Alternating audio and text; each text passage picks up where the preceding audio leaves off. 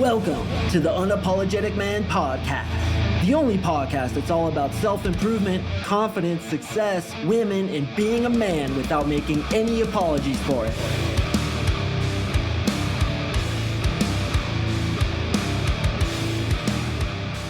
What is up, you champions? Thank you for tuning in to another episode of the UMP. I really do appreciate you. And this one, gentlemen, I have been wanting to do for literally the last 2 to 3 years.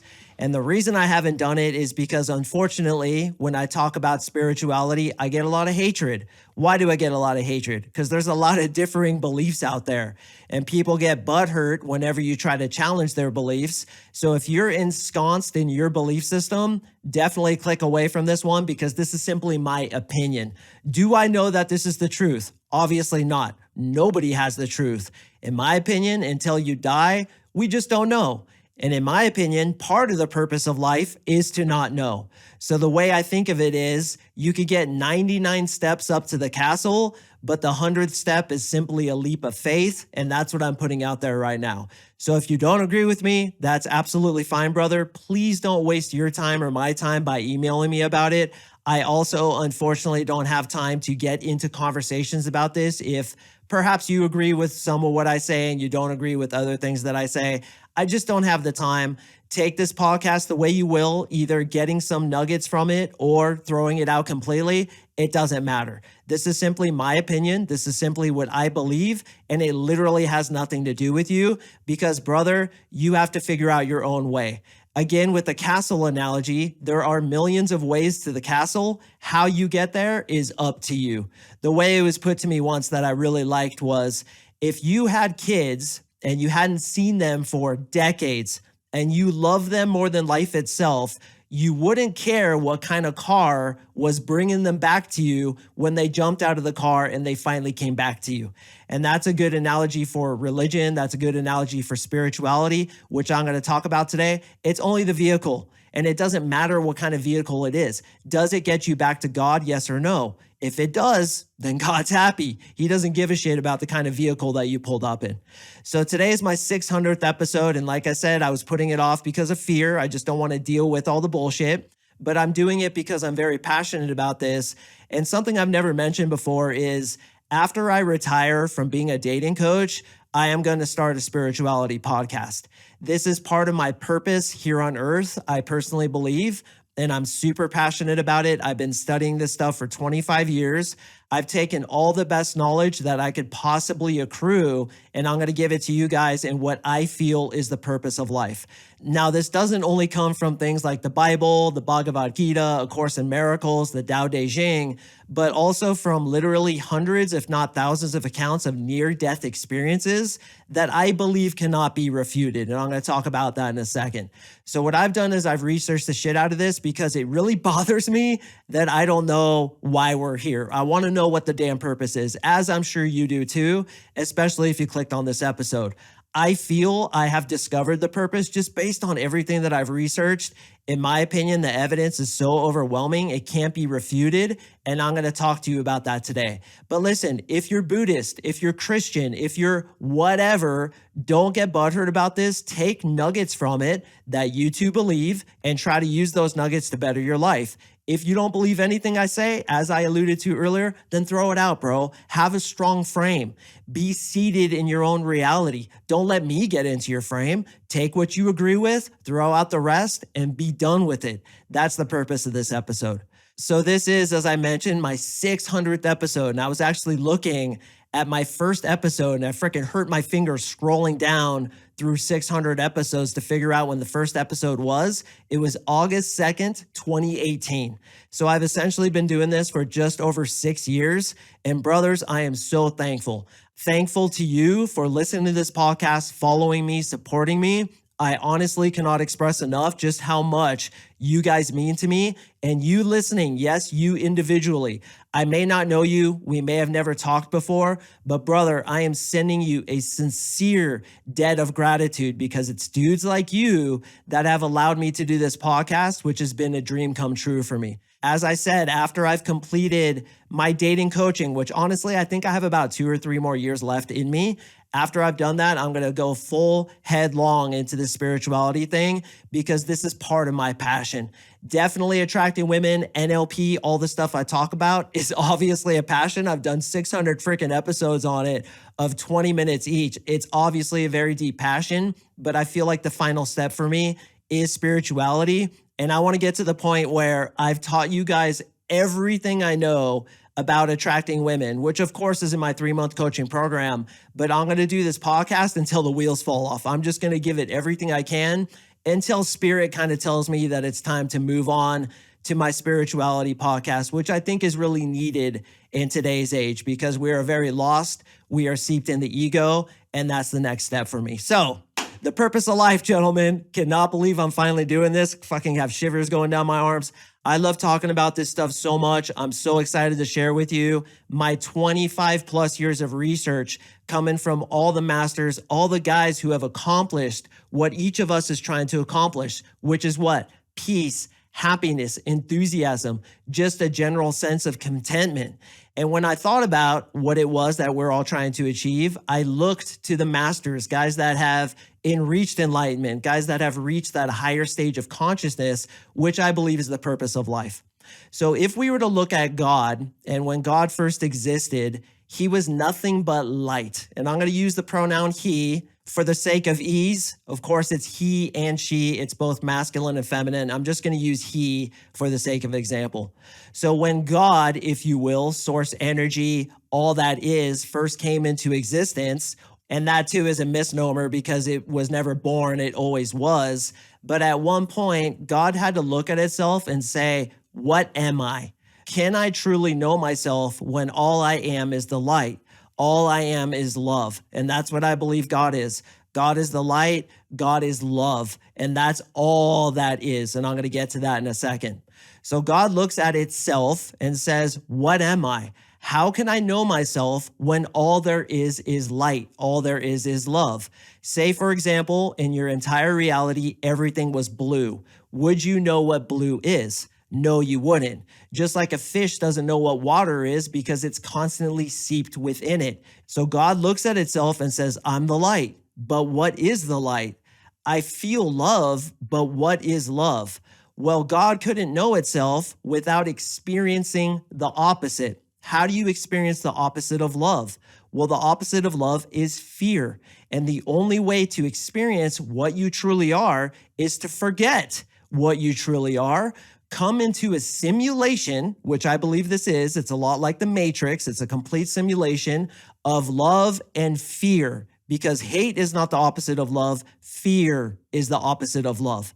So in the God mind, he thought to himself, if I were to create a bunch of individuations of myself, putting a piece of myself into each one of them, kind of like drops coming from a river going over a waterfall, separating and forgetting that they actually are part of the waterfall, then they can have an experience with each other in duality. Duality, once again, is love and fear.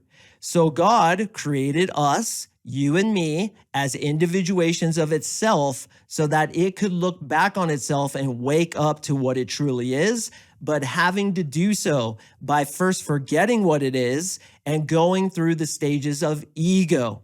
Now, the ego is your egoic self. It's the mind, it's thinking, it's desire, it's aversion, and it's fear.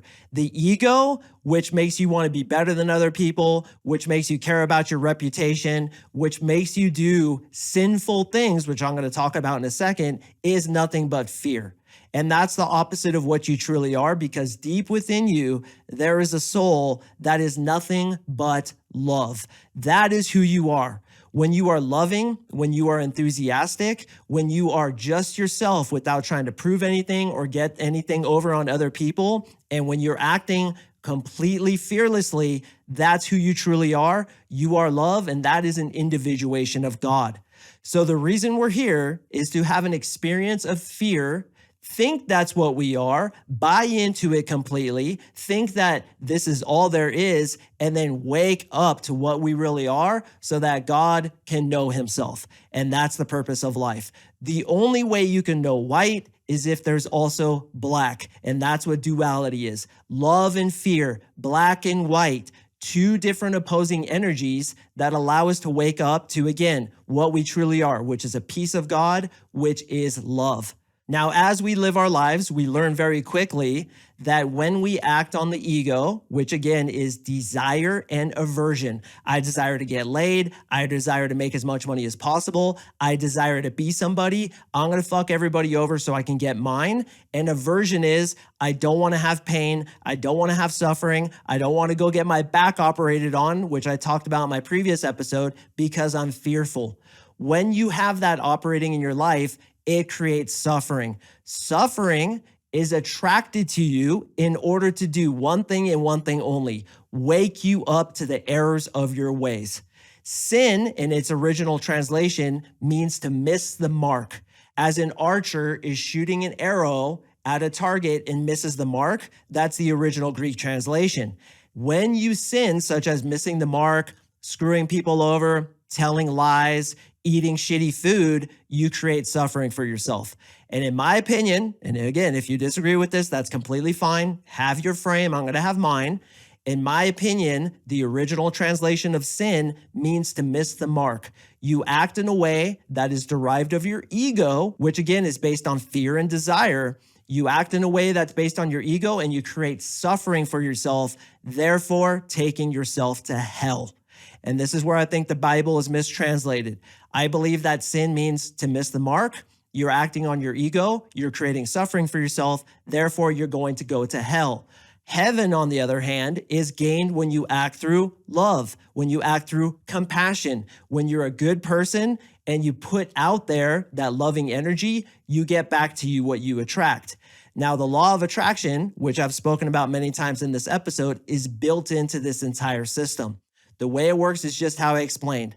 When you act with negativity, you attract to yourself negativity. When you act with positivity and love, you attract to yourself positivity and love. And the biggest reason this acts in your life is to wake you up to what you truly are. When you've stabbed enough people in the back, sinned, quote unquote, you realize that you attract to yourself nothing but suffering.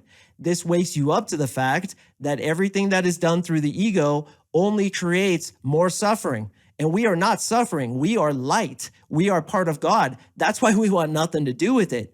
When you realize what you do for another, you do for yourself. When I'm a good person, good things happen to me. When I put out good energy comes back to bless me with its love and insight. You realize that that's the path to heaven. And this is where Christians get it right. Christians understand that when you do as Jesus would do, the old "what would Jesus do" bracelet, your life becomes better and you get to heaven. But in my opinion, it's not heaven as a place that's out there, which I do believe exists, and I'm going to talk about that in a second. It's heaven here on earth. And boys, this earth is a paradise. And if we all acted through love, if we all tried to help each other, if we were sharing resources, if we did for another what we wanted to be done for ourselves, this would be a paradise. But why is it hell on earth in some places? Because of the ego. Did you guys know there's over 100 wars going on right now? Not only between Ukraine and Russia, but all over the earth. Why is that? Egos. Egos trying to overcome other egos. I'm going to get mine and I'm going to screw you over, creating hell on earth. And right now, there's a very powerful energy that's creating more and more suffering because, in my opinion, the ego is about to die on a very mass level of consciousness, and we are going to have a worldwide awakening within the next about 10 years. That's what my opinion is. That's what near-death experiencers have been saying, channelers, ascended masters. They say that right now, there's a tumultuous vibration through the entire earth, and I think you guys can relate to this, where the ego is imploding upon itself, and it has to implode upon itself because it is nothing but fear. And why was it put inside of us? So that we can wake up to what we truly are. You are here to experience that you are a piece of God who has God power within yourself. That's why you can create. You are given the power to create just like God can create. But what do you create? You create your reality, either by acting through the ego or by acting through love. And when you act through the ego, you create nothing but suffering for yourself. When you act through love, you create literally peace on earth, peace within your own life. And this is what all the ascended masters say. I have read book upon book upon book. And if you look at it, they all basically say the same thing. God is love. We are here to be in a situation of duality, to wake up to what we really are.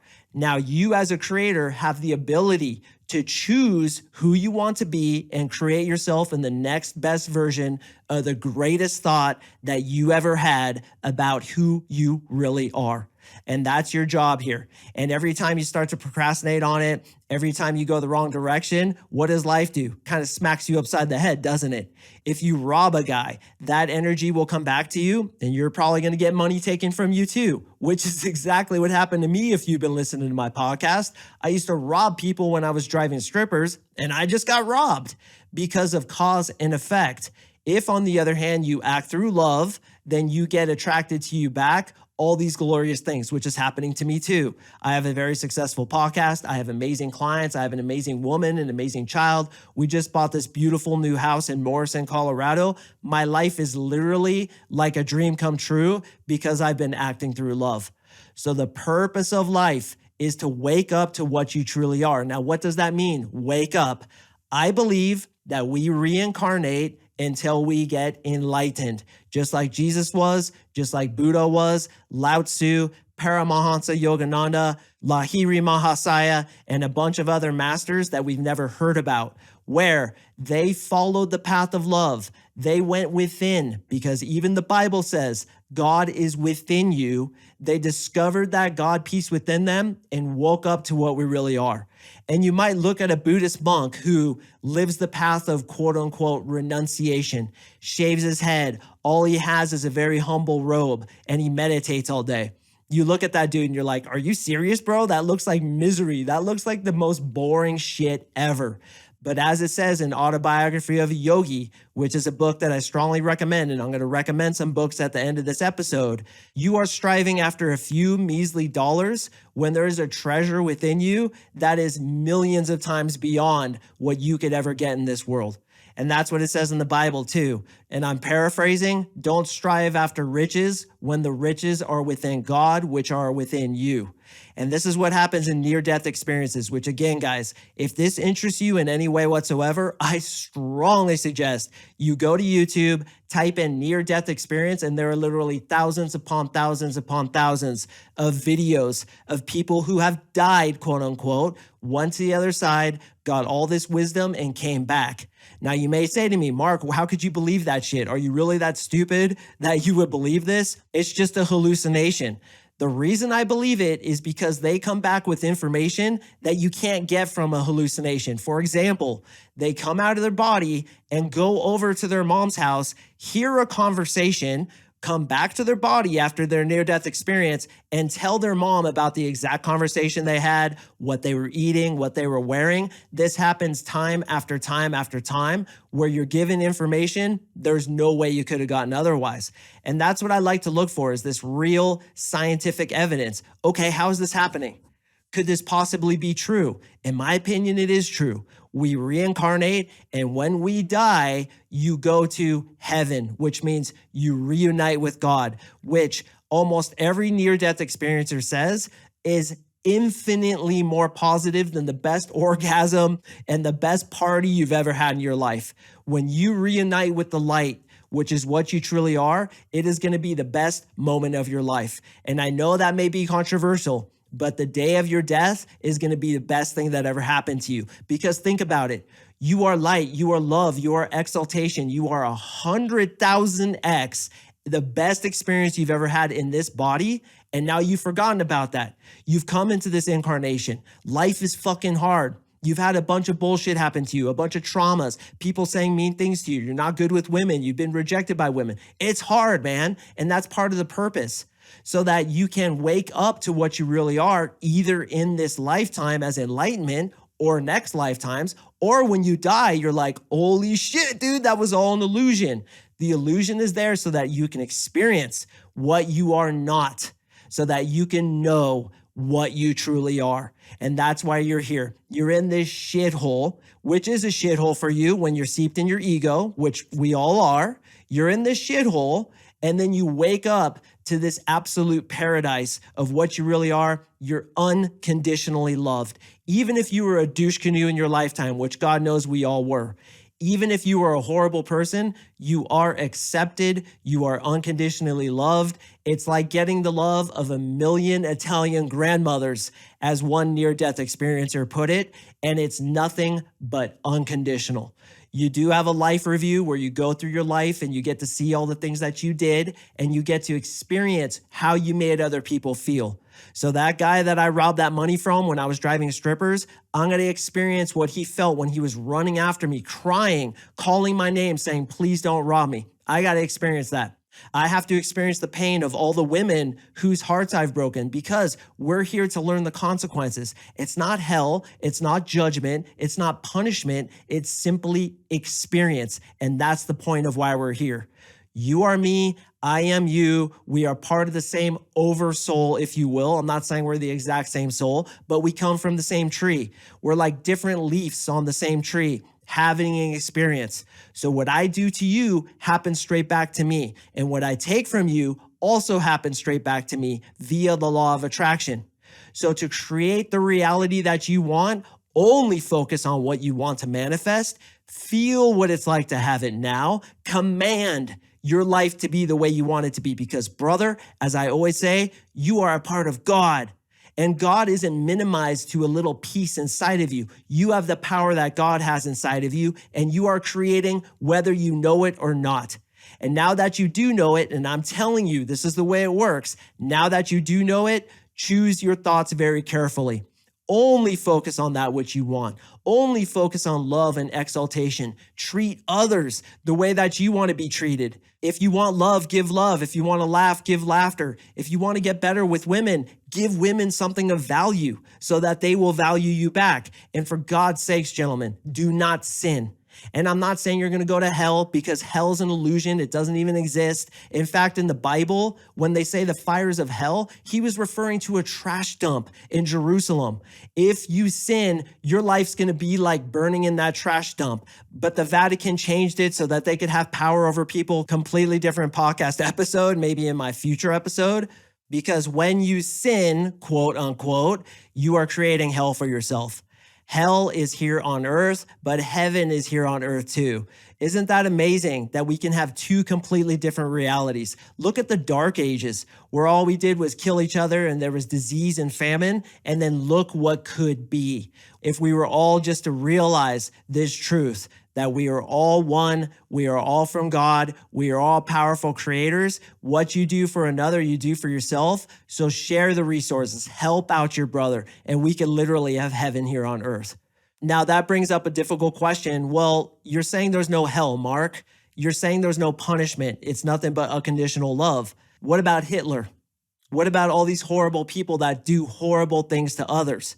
Now, obviously, boys, I'm not an enlightened master. I don't have the total picture, but I have faith that even a dude like Hitler has his purpose. And I also have faith that Hitler was created out of a collective consciousness of hatred. It wasn't just one man. The entire country of Germany was complicit with what he was doing. In fact, much of the world was complicit. You only have monsters when the collective consciousness, and believe me, this is a collective consciousness. I'm affecting you, you're affecting me. What you do affects the other, and what he does affects you. When you have a collective consciousness, you get people like Hitler, you get people like Putin, you get Kim Jong-un, right? Who are creating suffering in this world because they are suffering in a collective environment of suffering. But as I've said, our entire purpose here is to evolve to the point where we wake up to what we truly are and suffering becomes a thing of the past. But right now we're in an energy flux where the ego, which is responsible for people like Hitler, Putin, and everybody else, is about to self-destruct. That's why it seems like things are getting better, while at the same time things are getting worse, is because the consciousness is growing. And for God's sakes, if you're still listening right now, 25 minutes in or whatever it is, your consciousness is growing too. That's growing, but so is the ego, so is fear. And guys, that's the point. That's why we're here. So don't curse it, use it as a tool, and understand that even the shitty things that happen to you have a purpose, and they are there to wake you up. Things do not happen to you, They happen for you. And when you think in this way, that yes, the universe is benevolent, which by the way is the most important decision you will ever make according to Einstein, whether the universe is benevolent or malevolent. I've decided that it's benevolent. I believe that God is love. We are here to wake up to what we truly are by experiencing what it is that we are not, which is fear, ego, and hatred. Because the universe is benevolent, I have faith in everything, even those bad things that happen to me. And yes, gentlemen, I do believe the best day of my life will be the day that I pass away to wake up to what I truly am. Now, I do believe that we reincarnate. I wholly believe that. There's so much evidence for it. It's absolutely ridiculous. Just do a dive on YouTube. I mean, you'll be convinced within 2 hours. There's just too much evidence to refute it. And actually, in the original scriptures, they talk about reincarnation, but they erase that part because you can't have power over people if they think they're going to have another chance. The only way you get power over people is tell them they're going to go to hell if they sin. That's a lot of power. And if you give us more money, you'll be absolved of your sins. Guys, in my opinion, Christianity has a ton of amazing lessons. I think Jesus was an enlightened master. I think he was a yogi. And there's actually scrolls in Tibet that talk about a dude from Israel who got enlightened in Tibet doing Buddhist practices and then went back to Israel. I think Christianity has a lot of good things, but I think it's been vastly misinterpreted to have power over people for money and power. Just my opinion, if you're a Christian, you can still do what Jesus did and be a great person. But living a life of fear because of hell, what kind of loving God would send his child to hell if the child makes a mistake? I'll tell you what, I have a daughter and there's literally nothing she could do that would make me stop loving her. Would I expect less of God? Obviously not. So gentlemen, again, take this if you will. There's so much more I could talk about, but I see I'm almost about 30 minutes right now, so I'm going to wrap it up. Take the things you like, throw out the rest. If you hated everything I said, fine. Own your frame, own your belief systems, because ultimately your beliefs don't matter to what ultimately is. The only effect your beliefs have is what you're manifesting in your life right now. But as I said in the beginning of the show, we're all going to arrive to God in one way or another. Whether you show up in a lifted 4Runner with the sick-ass bumper or you show up in a freaking Honda Civic or a Porsche, it doesn't matter. God is going to be happy to see you. You are going to reunite with him. But one thing I do want to tell you that's irrefutable. You are a powerful creator. So while you're here on this earth, whether you're Christian, Hindu, Buddhist, whatever you are, understand that your thoughts are creative and your thoughts are very powerful. So focus on the good, focus on love, avoid those ego traps like revenge and trying to get yours by screwing other people over, and you can have heaven on earth. Now, a few books I'd like to recommend are Autobiography of a Yogi by Paramahansa Yogananda. It's one of the greatest books I've ever read. Such a beautifully written piece. And that guy, if you look in the book, the day he died, they took a picture of him and he's just radiating light. And he actually told his disciples, hey guys, I'm going to die today. I'm going to give a speech and then I'm going to go ahead and kick off my wave. And that's exactly what happened. He gave a speech and the last thing he said is, and now I return to the earth. And then he just simply died. And yogis get to a point where they can actually leave their body at will, die when they want to. And that's what happened with him. Autobiography of a Yogi by Paramahansa Yogananda. I suggest Conversations with God by Neil Donald Walsh. I suggest the Tao Te Ching, the Stephen Mitchell version. The next one is The Power of Now by Eckhart Tolle, who in my opinion too is an enlightened master. He has woken up fully to what he is. He had an ego death, realizing his ego was just an illusion. And now he is, in my opinion, an enlightened being walking on this earth. There's a million other books, but I'll just leave you with those four for now. Unfortunately, guys, I don't have a lot of time to email back and forth. I'm really busy with my coaching clients who are always my first priority. So unfortunately, I can't really talk to you guys about this, but I would also suggest checking out YouTube videos, specifically the near-death experience videos. And if you're open-minded, I really like this podcast called Next Level Soul Podcast. I really enjoy watching the channels that come on there. And a channel is basically channeling an entity and they speak about love and compassion, and those are the only types of guests that he has on that show, that's the kind of show that I eventually want to start. My dream is to interview guys like Eckhart Tolle, like Bashar, if you've ever heard of him, and other types of channels. My dream is to talk to dozens, if not hundreds, of near-death experiencers, because this is my ultimate passion. I'd say dating and girls is an ultimate passion as well, but this, in my opinion, is the tippity top that I'm eventually going to get to in the next couple years. I feel it calling to me. I feel it's part of my journey. It's part of my purpose here. And I also believe that we write certain aspects of our life, certain things that we're going to do, but ultimately you have free will. You came in as a male, and that was meant to be. You chose your parents, that was meant to be. You were born in the time and state and presence that you were supposed to be born in, but you were simply given the canvas and the art brushes, and now you paint the life that you want to have. I believe that's the way it works. And I believe, as I said, that your entire purpose here is to wake up to what you truly are, experience what you are not, so you can know what you really are, which is love. And brother, finally, you are a powerful creator. So choose your thoughts carefully, because they are literally creating your reality.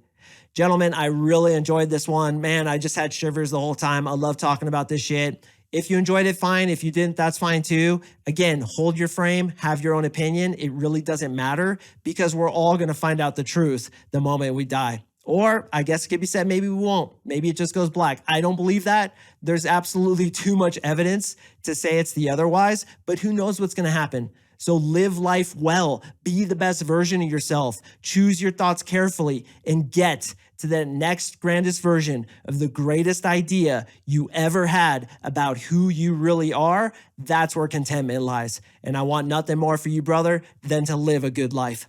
I do appreciate you listening, gentlemen. I drop podcasts on Mondays and Thursdays, so please stay tuned for the next one, and I will see you in the next episode.